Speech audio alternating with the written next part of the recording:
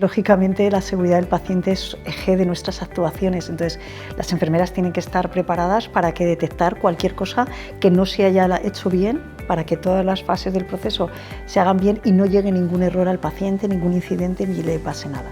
Y además prevenirlo. Lo que tú te vas a llevar es cómo te han hecho sentir y nosotros como profesionales tenemos que hacer que el paciente se sienta bien. Dicen que cuidar es un verbo que se aprende todos los días. No hay fórmulas. Solo personas que hacen del cuidado su forma de vida. Aquí escuchamos esas voces. Bienvenidos a Saber y Salud Podcast, presentado por Jesús Cubero y patrocinado por HDS Formación, líder en formación sanitaria y sociosanitaria. En un hospital conviven dos realidades, la complejidad técnica de la medicina moderna y la sencillez, a veces olvidada, de cuidar bien. Entre esas dos realidades hay un punto de equilibrio que no siempre es visible, pero que determina la experiencia del paciente, la seguridad y la calidad asistencial, el trabajo de la enfermería. La enfermería organiza, acompaña, coordina, previene, comunica y sostiene. Y hacerlo bien requiere algo más que un conocimiento clínico, requiere liderazgo. Hoy queremos hablar de ese liderazgo que influye en miles de personas cada día y que da forma a cómo se cuida en un hospital. Bienvenidos a Saber y Salud, un podcast patrocinado por HDS Formación, líder en formación sanitaria y sociosanitaria.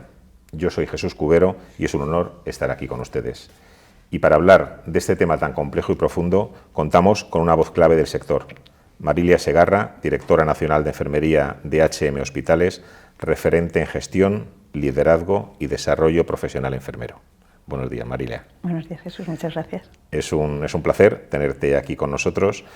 Y Marilia, para romper el hielo y comenzar, quería preguntarte algo que poca gente sabe de ti. Si tus pacientes te vieran un domingo cualquiera, ¿qué cosa estarías haciendo que nunca se imaginarían?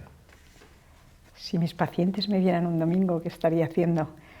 Aparte de que desde hace 20 y tantos años llevo el móvil de los hospitales encendido, pues no lo sé, intento los domingos dedicárselos a la familia, pero nunca pierdes el contacto con lo que está pasando en el área que llevas, si sea un hospital, sean 23 como ahora, o sea cuando era supervisora o una unidad.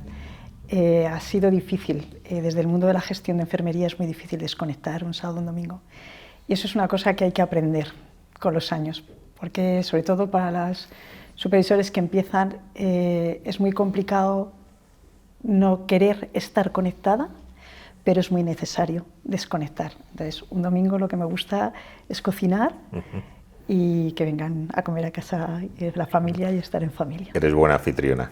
Me gusta, no sé si soy buena, eso lo tienen que decir ellos, siempre es bueno que te evalúen los demás, pero me gusta estar rodeada de mi gente, de mi familia, es lo que más es mi apoyo, yo estoy aquí gracias a mi familia. Muy bien. Marilia, tú tienes una trayectoria enorme en la enfermería, tanto pública, en la privada y en la gestión sanitaria, pero quería empezar por preguntarte por tus inicios, por la parte más personal y cómo lo has vivido. Y quería preguntarte qué parte de tu historia como persona o como profesional te llevó a asumir un rol de liderazgo en la enfermería, es decir, ¿en qué punto decides hacer ese cambio y dar un paso adelante? Yo he tenido la suerte de estar en unos equipos a nivel asistencial. Bueno, he estado muchos años de enfermera. Mi base de enfermera fue en el Hospital Clínico San Carlos, a la que le debo al hospital y a los equipos con los que trabajé, mis compañeras, mis jefes en ese momento, mis supervisoras, pues todo lo que soy y bueno, luego a lo largo de mi carrera que me he encontrado con equipos.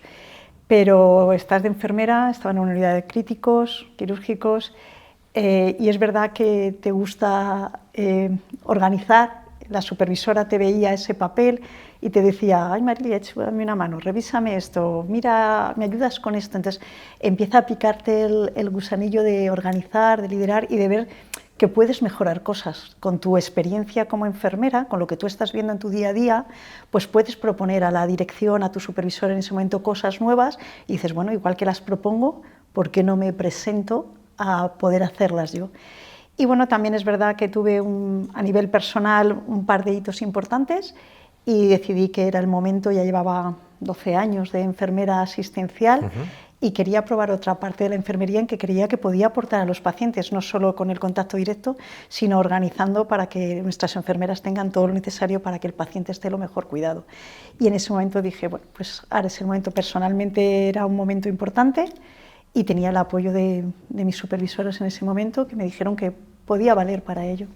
¿Y hay alguien a nivel de que tú consideres que te marcó, que fue la persona que te hizo dar ese salto, que te mentorizó, o que te animó, más allá de que tu familia, cuando se lo planteases, serían los que te dijeran adelante, pero a nivel profesional, ¿hay alguien que tú recuerdes que fuera importante en ese proceso de cambio? Sí, porque bueno, ha habido muchas personas, porque ya uno peina canas, llevamos mucho tiempo, entonces cada paso ha habido gente importante, pero es verdad que en aquel entonces yo estaba en el hospital clínico, llegué allí hasta ser supervisora de área, pero el paso a irme de subdirectora a La Paz me lo dio el antiguo director, el que era director del clínico en ese momento, que se marchó el de director a La Paz, Alfredo Moreno, y me dijo, vente conmigo, hizo una apuesta, yo pasé de un hospital grande a otro más grande, y a un puesto todavía más arriba, y es verdad que él fue el que apostó por mí y dijo, creo que te puedes ya pasar un poquito a otro nivel de dirección, y fue cuando di el salto a La Paz y luego de ahí pues, bueno, a todo el resto de hospitales. Pero en cada momento, cada salto he tenido gente que me ha apoyado y que ha apostado por mí en todos los hospitales, en La Paz, en el Infanta, en Puerta de Hierro, y bueno, y luego sobre todo que he tenido la suerte de contar con unos equipos de supervisoras, de subdirectoras, de adjuntas de enfermería fantásticos, entonces sola no vas a ningún sitio, ha sido todo un trabajo en equipo. Ahora entraremos en el tema de los equipos porque, bueno, pues es cierto que has tenido suerte de tener buenos equipos, pero yo creo que los equipos se construyen también desde arriba y uno los potencia y ayuda a trabajarlos, ayuda a que se formen. Y te quería preguntar, en el ámbito de los equipos de enfermería, normalmente nosotros solemos ver el resultado como pacientes, no vemos el proceso, no vemos lo que hay detrás. ¿Qué es lo que no se ve realmente del trabajo de un equipo de enfermería? Hay mucho. O sea, para que un paciente tenga a una enfermera con todas sus competencias, con todo el material necesario, que sepa conozca todos los protocolos, hay mucho trabajo de ese equipo que tiene que mirar cuál es la mejor evidencia para que el protocolo esté actualizado, que tiene que ver cuál es el material que más necesita, que tiene que ver qué formación necesita esa enfermera para adquirir esas competencias, para dar salida a todas las necesidades del paciente y cuidarlo como se merece. Hay mucho trabajo. Hay muchas veces que dicen, es que tenéis mucho trabajo de despacho. Sí, hay mucho trabajo de despacho porque hay mucho trabajo de planificación, hay mucho trabajo de desarrollo, de investigar, incluso en gestión, porque no solo se investiga en cuidados, hay que investigar en gestión y poder tener todas las herramientas a mano, y para eso también tienes que formar al equipo. Es verdad que tenemos unos líderes en enfermería increíbles, pero no siempre la mejor enfermera asistencial es la mejor supervisora o el mejor gestor enfermero. También hay que dar herramientas a esas enfermeras para que lleguen a ser buenos gestores, y ahí los equipos también se potencian, o sea, cada uno aporta una parte y como el que lidera el equipo tiene que dar esa formación a esa gente que quiere empezar en gestión o que incluso, aunque lleve tiempo, tenga que aprender herramientas nuevas para gestionar bien a sus equipos. Y en concreto, Marilia, en HM sois un referente a nivel nacional. ¿Qué caracteriza el modelo de enfermería de HM? Es decir, ¿qué tiene de diferente la gestión que hacéis de la enfermería en HM para conseguir los resultados que obtenéis y para ser ese referente en España? Yo creo que HM tiene una cosa que a mí me engancha, es la implicación de todos en todas las partes del proceso. O sea, no solo la implicación de la enfermera con el paciente, sino de esa enfermera con que esté todo bien a otros niveles, ¿no? Y de las supervisoras y tal. Y que es una familia. O sea, es que el concepto de empresa familiar llega hasta el último persona de la casa. Entonces, todos sienten HM como algo familiar, como algo personal, pero es que además lo llevamos a esa atención al paciente. O sea, es algo que no es una enfermera, no es un médico, no es un celador, no es un administrativo. Todos trabajamos con la vista puesta en el paciente y es lo prioritario. Y por eso el equipo no solo es un equipo de enfermería, es un equipo de todos los profesionales mirando en el paciente, qué necesita el paciente. Y entonces, que todo el mundo esté coordinado, mirando todo al paciente y no cada uno en su departamento, es algo que diferencia por lo menos a este grupo de lo que yo conozco. Nadie puede decir, no, porque esto no es mío. No, el paciente es de todos y todos miramos por el paciente. Da igual en qué estamento y en qué momento del proceso estés. Y eso es una seña de identidad de HM, sí. ¿Y qué papel dirías tú que juega la enfermería en la experiencia del paciente y en la seguridad clínica? Porque al final yo creo que del personal sanitario sois los que más horas pasáis con el paciente. ¿Cuál es, en tu opinión, la importancia que tiene enfermería ahí? Eso es lo que yo te iba a decir. Enfermería está 24/7. Siempre hay una enfermera o un equipo de enfermera y un técnico de cuidados. Siempre hay un equipo pegado al paciente. Las 24 horas, los 7 días de la semana, los 365 días del año. ¿Quién tiene que estar pendiente de cualquier cosa que le pase al paciente? ¿Quién es el que va a detectar cualquier cambio en su situación clínica o su situación personal o situación anímica? Bueno, pues es lo que vemos al paciente de un modo integral. Y entonces, lógicamente, es un papel fundamental en la seguridad, porque lógicamente la seguridad del paciente es eje de nuestras actuaciones. Entonces, las enfermeras tienen que estar preparadas para que detectar cualquier cosa que no se haya hecho bien, para que todas las fases del proceso se hagan bien y no llegue ningún error al paciente, ningún incidente, ni le pase nada. Y además prevenirlo. Pero en la experiencia más todavía, o sea, el cómo... Hay una cosa que a mí me encanta, que yo le digo mucho a nuestros alumnos y a las enfermeras que empiezan. Los pacientes se van a acordar mucho de lo que les has hecho, pero sobre todo se van a acordar de cómo les has hecho sentir. Lo que tú te vas a llevar es cómo te han hecho sentir, y nosotros como profesionales, enfermeros, tenemos que hacer que el paciente se sienta bien. Está en una situación de vulnerabilidad donde un paciente que está en un hospital no va porque quiere. A un hospital vas por necesidad, no, si tú pudieras no irías a un hospital. Entonces, como enfermeras tenemos que hacerte sentir que eres importante y que tu experiencia es importante para nosotros, porque además, si tú me cuentas tu experiencia y cómo lo estás viviendo, yo voy a poder mejorar y voy a poder atenderte como tú necesitas, en base a tus necesidades en ese momento, a lo que tú quieres en ese momento y a cómo lo estás viviendo, porque somos individuales y cada uno tenemos una experiencia diferente. Entonces, es fundamental no solo que te hagamos sentir bien, sino que además nos des feedback de tu experiencia para seguir mejorando. Entonces, por eso también se entrevista a los pacientes, se les hace encuestas, se les pregunta. Y en esa parte es que ahora, cuando lleguemos, ya te contaré que es donde también tenemos que hacer parte de nuestra investigación de enfermería.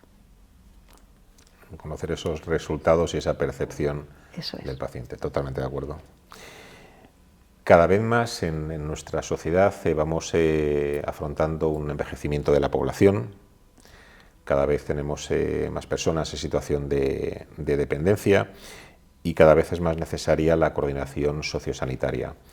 En tu opinión, Marilia, y con toda la experiencia que tienes, ¿cuál consideras que debería ser el papel de enfermería en esa coordinación entre el hospital, atención primaria y las viviendas de las personas mayores? No cuál debería ser, cuál está siendo ya. Ya hay muchas experiencias donde se habla de enfermeras gestoras de casos, de enfermeras de coordinación asistencial. Al final volvemos a lo mismo. Quien está con el paciente es la enfermera, a quien muchas veces, bueno, casi todas, cuando tú te vas de alta de un hospital, quien tiene que hablar con el centro al que vas, sociosanitaria, al que le das el informe, es verdad que es fundamental la parte médica. Él va a hacer un informe médico donde va a ir a primaria y van a saberlo, pero al final, ¿cómo tengo que curar esa herida? ¿Qué dispositivo me llevo? ¿Qué medidas de prevención para evitar que me vuelva a pasar lo que me ha pasado? ¿Qué medidas preventivas? Y sobre todo en enfermedades crónicas, seguimiento de medicación, seguimiento de cuidados, seguimiento de constantes vitales. Todo eso es una labor de enfermería. Y además, no solo es que es una labor de enfermería, es que son los profesionales que están preparados para ello. Entonces, tenemos que ser capaces de que los pacientes y además ahora la tecnología nos ayuda, desde su casa nos puedan contar cómo se han levantado esa mañana. Tenemos que ser capaces de poder hacer una visita domiciliaria, ir a curar al paciente esa úlcera, esa vía, o a poner una medicación. Y tenemos que ser capaces de, cuando un paciente entra otra vez de vuelta al hospital, tengamos su historial, lo conozcamos y sepamos por lo que ha pasado desde el punto de vista de los cuidados. Tenemos que estar ahí, y además somos el personal que está formado para estar ahí. Totalmente de acuerdo. A menudo, Marilia, se dice que la enfermería es la columna vertebral del sistema sanitario, no tengo ninguna duda, pero muchas veces ese papel no se traduce ni en el reconocimiento ni en el poder de la decisión. ¿Qué nos falta en este país para que la enfermería se siente realmente en la mesa de toma de decisiones? Nos falta voluntad política de todo el mundo, o sea, nos falta que no sea de boquilla, ¿vale? Nos falta que, de verdad, quien tiene que tomar esas decisiones reconozca que la visión de una enfermera, gestora, asistencial, investigadora, tiene que estar en esa mesa. Y nos falta a lo mejor también el decir, sacar los codos, hacernos el espacio y decir, no, que me cojo mi silla y me voy a esta mesa porque es donde tengo que estar.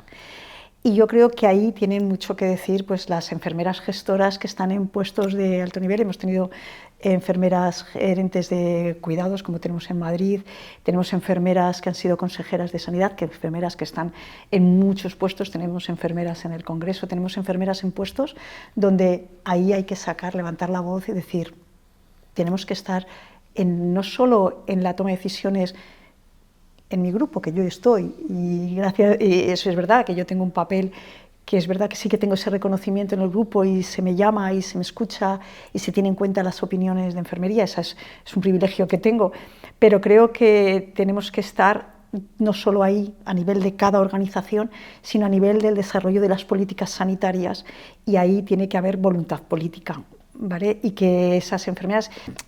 Es una labor que está haciendo desde los colegios de enfermería, desde el Consejo General de Enfermería. Es lento, pero creo que se van dando pasos. Y creo que lo importante también sería que existiera un mayor reconocimiento por parte de la población, ¿vale? Porque es verdad que al final un paciente busca un diagnóstico médico, pero luego su acompañamiento y ese diagnóstico, todos los cuidados, tiene que darlos una enfermera.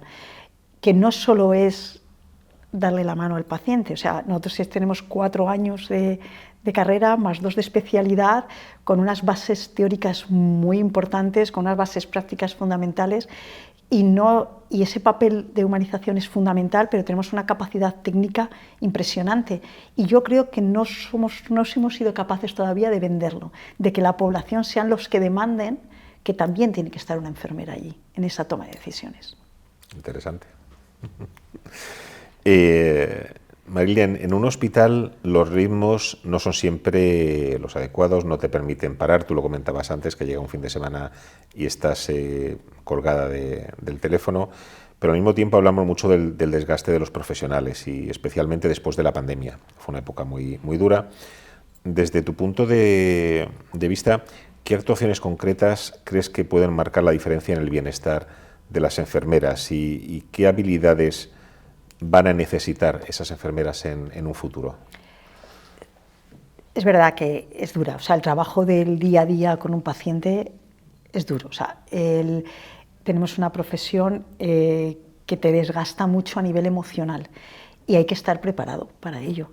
Los primeros años además son fundamentales, porque ahí te va a marcar cómo tú vas a ser como enfermera. Creo que tenemos que dar más hincapié, hacer más hincapié en adquirir, en formar a nuestras enfermeras en las soft skills, en herramientas de cómo manejar el estrés, de cómo manejar los conflictos, de cómo trabajar a nivel individual, a nivel personal, el no llevarte los problemas a casa. No que no te preocupen las cosas, sino el que no te afecten a nivel personal. Creo que ahí falta un paso que dar, y hay que estar mucho más pendientes de nuestras enfermeras. O sea, yo creo que nuestros líderes, nuestros supervisores, los mandos intermedios, que yo ya he dicho en muchos sitios que creo que son la base, la parte fundamental de la organización de un hospital. O sea, un hospital funciona si los mandos intermedios funcionan, por mucho que una dirección sea buena o mala o regular, son los mandos intermedios. Tienen que estar muy alerta de cómo están sus enfermeras. O sea, tienen que saber perfectamente si un día vengo mejor, otro día vengo peor, si he tenido una situación personal que no me deja que pueda atender bien o que me va a afectar a atender a determinados pacientes. Es verdad que ahora mismo hay mucha presión, ¿vale? La falta de enfermeras está haciendo que tengamos que asumir una carga de trabajo a lo mejor mayor de la que creeríamos.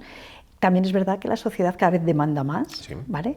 No solo porque estemos más informados, sino porque nuestras expectativas son más altas y estamos exigiendo muchísimo a los profesionales, y lo que tenemos es que darle herramientas a los profesionales para que sepan, porque no vamos a mover a la sociedad ya lleva, es un ritmo, es como un buque que se va moviendo, sí, y te está exigiendo todos esos cuidados, todas esas necesidades, que se le respondan en tiempo y forma, pero nosotros a nuestros profesionales hay que darles sus espacios, sus herramientas, su formación, y hacerles ser partícipes también, o sea, escucharles. O sea, las decisiones no tienen que ser solo de arriba abajo, sino también de abajo arriba. El estar, por eso digo que es fundamental el mando intermedio, decir, oye, están necesitando esto, me están demandando esto, estamos viendo que cambiando la organización así podemos llevar mejor esto. O sea, tenemos que escuchar mucho, los líderes tienen que escuchar mucho a los profesionales para ver cómo van cambiando también esas necesidades de los propios profesionales. La sociedad está cambiando, sí, y los profesionales que están atendiendo a los pacientes también están cambiando.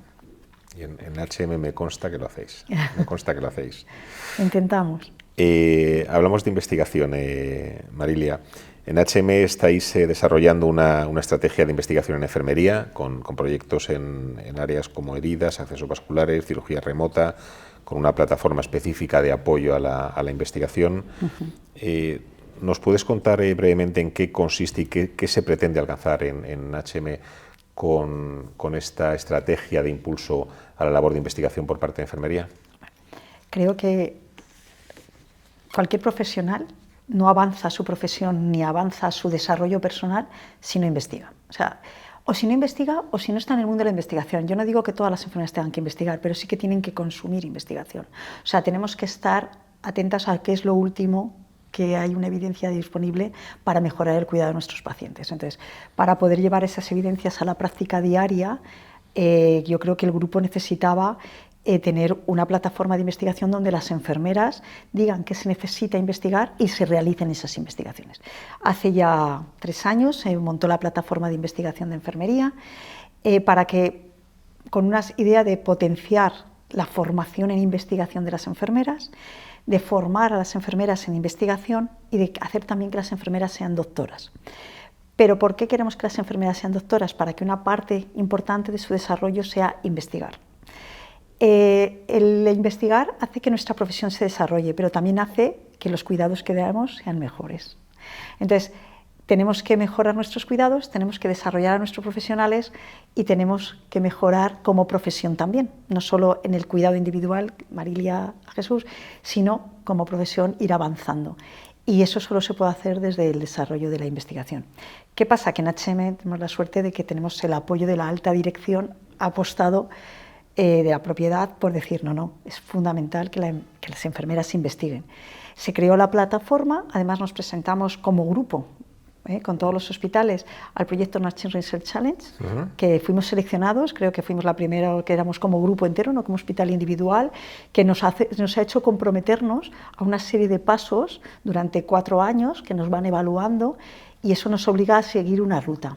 Pero en paralelo, porque eso es un medio que también nos ha ayudado, tenemos un proyecto en donde queremos que las enfermeras digan en qué hay que investigar, qué ven ellas, qué duda tienen, oye, si pudiéramos hacer esto mejor o tal, pero basado en dos puntos fundamentales que nos vamos a basar a nuestras investigaciones, en lo que se llaman los PRE y los PROM, en la experiencia del paciente, sobre su experiencia de los cuidados y sobre todo sobre su expectativa en los resultados de los cuidados. Entonces, ya estamos trabajando en grupos focales con con las distintas unidades, con los distintos grupos de enfermeras, y de allí saldrán las líneas de investigación para mejorar el qué, pues la experiencia del paciente y sus resultados en salud, y ver cómo impacta lo que una enfermera hace en cómo tú percibes tus resultados en salud. Qué suerte contar con una estrategia para lanzar la investigación en enfermería con esa visión, porque al final es recoger efectivamente lo que tú dices, cuál es la expectativa del paciente y cuáles son los resultados, y dejar esa carta blanca para que las enfermeras en su día a día puedan determinar qué aspectos son los que merecen investigarse. Pero es lo que yo te decía, la identidad de HM, y para aquí esto no puedo nada más que dar las gracias y decirle al doctor Abarca, porque él es el líder de esto, o sea, él es el que todos los días nos recuerda todo lo que hagamos tiene que estar basado en el paciente, en cómo repercute en el paciente, en su experiencia, en sus resultados. Y él, aparte de dar el apoyo, lógicamente, es el presidente de la compañía, es una persona que está todos los días diciendo esto, Marilia, el paciente, la investigación en enfermería, no se nos olvide el centro. O sea, es lo que antes decíamos de qué nos hace diferentes, pues que desde el presidente para abajo, todo el equipo directivo, el paciente es nuestro centro, y en la investigación de enfermería no podía ser de otra forma. Estáis escuchando Saber y Salud, un podcast patrocinado por HDS, líder en formación sanitaria y sociosanitaria. Gracias por acompañarnos. Hablamos de Marilia de la detección del talento en enfermería. Lo planteabas tú al principio, al inicio de la conversación, bueno, pues que en ti había ido surgiendo y que te lo habían facilitado. ¿Qué crees que marca la diferencia entre una organización que retiene talento enfermero y otra que no lo hace, otra que lo pierde y lo deja escapar? Todo. La diferencia es todo. O sea, desde lo primero, que cuando una persona ya está en un grupo, trabaja, tiene un tiempo de trabajo, ha mejorado. O sea, lógicamente, con los años eres mejor profesional, vas aprendiendo de lo que haces, vas aprendiendo de los compañeros, te vas formando, con lo cual al final ese paciente está mejor atendido. Pero además también económicamente, el dinero que tú gastas en formar a un profesional, en que tenga todas las herramientas, en que tenga todas las competencias para que se te marche y tengas que empezar con otro. Y luego el desgaste de los que están enseñando. En enfermería, cuando tú llegas, es una enfermera experta la que está contigo. Al principio está más la supervisora, los primeros días, pero bueno, al final son tus compañeras, son las enfermeras expertas las que te van enseñando. Cuando hay una rotación muy alta, esas enfermeras expertas acaban agotándose. Entonces, primero por las necesidades de cuidados de los pacientes, necesitamos que nuestras enfermeras no haya mucha rotación, no se nos vayan. Segundo, porque económicamente es un gasto importante para la empresa estar formando, y luego por el resto de los profesionales, porque es un desgaste muy importante tener que estar enseñando siempre a gente nueva.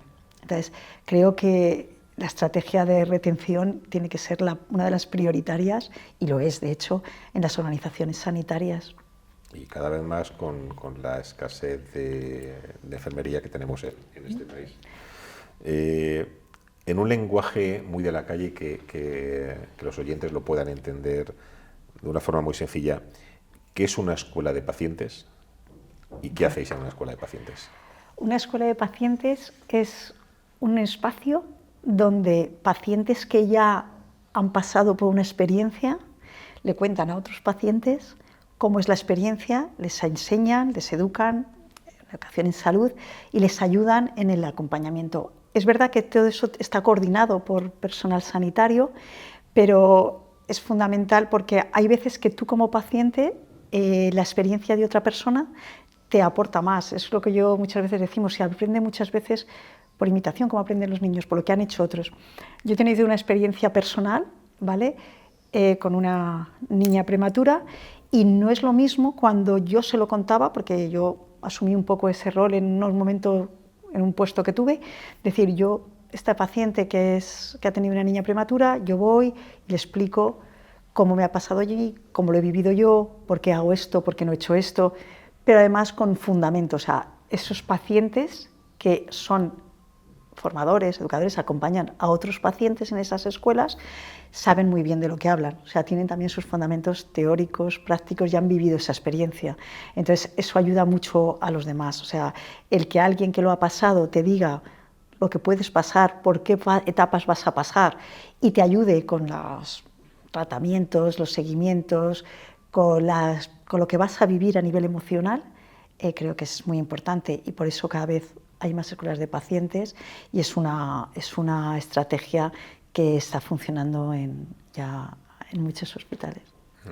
En vuestro caso en concreto dais mucho peso al apoyo emocional y a las familias, a ese bienestar. ¿Qué habéis aprendido en tu experiencia y desde tu punto de vista? ¿Qué habéis aprendido sobre el impacto emocional del diagnóstico en el paciente y en quienes le rodean? Es decir, de digerir o hacerles digerible ese diagnóstico cuando se le comunica al paciente, a su entorno. ¿Hay diferencia en toda tu carrera profesional? Me imagino que habrás visto todo tipo de situaciones. ¿El paciente lo asume de otra forma cuando se lo dulcificamos? No se trata de ocultar ni de suavizar la verdad, pero sí de hacerlo de una forma más digerible y de hacer un acercamiento más humano.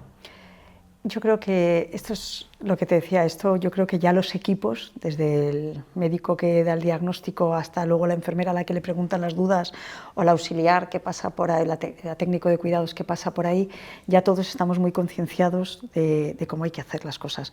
Y yo creo que eso ha cambiado mucho, o sea, ya no es soltarte las cosas y ya está. Yo me consta porque a nivel, ya te digo, personal, cuando un médico se reúne con una familia a dar un diagnóstico, esto ya lo tienen trabajado, saben cómo hacerlo, están formados. Yo creo que ahí hemos dado un giro en estos años totalmente de pasar de lo que era la beneficencia, la autonomía del paciente. Y creo que los equipos hoy en día ya están preparados. Además, se trabaja de una forma multidisciplinar y cuando en algún momento necesitas un tipo de apoyo de otro profesional o organizar las reuniones con la familia, eso ya se está haciendo. Yo creo que ahí ya el poner al paciente y a la familia en el centro, sí que yo creo que a la hora de dar un diagnóstico yo creo que eso ya está superado. Sí, yo creo que sí. Hombre, excepciones hay en todas partes, ¿no? Pero nuestros médicos cuando se reúnen con la familia han hecho sus sesiones clínicas, han trabajado el diagnóstico, saben, le van a dar sus alternativas terapéuticas. Yo creo que eso ahora mismo hoy en día, yo creo que no hay duda de que todos, desde el primer al último profesional, sí que se están poniendo en los zapatos de ese paciente y de esa familia. Vamos, Marilia, a viajar al futuro. El papel de la inteligencia artificial en la investigación como herramienta para mejorar procesos. ¿En qué aspectos concretos del día a día de una enfermera consideras tú que puede mejorar la inteligencia artificial su día a día? En muchos, pero sobre todo por liberar de cargas de tareas más administrativas. Vamos a ver, el paciente necesita que todos sus datos estén muy bien recogidos en la historia clínica, porque de ahí va a salir pues las alertas, la evolución, la coordinación con el resto de los equipos. Entonces, la introducción de esos datos en la historia clínica es un tema que con la inteligencia artificial puede ahorrar muchos tiempos para que no tenga que estar una enfermera en un ordenador o un médico en un ordenador tecleando datos. Pero no solo eso, sino esas toma de decisiones con todos los datos a la hora de alertas, a la hora de decir, oye, este paciente con estos datos, con estos algoritmos, estate pendiente que puede hay que estar con un nivel de vigilancia mayor o menor.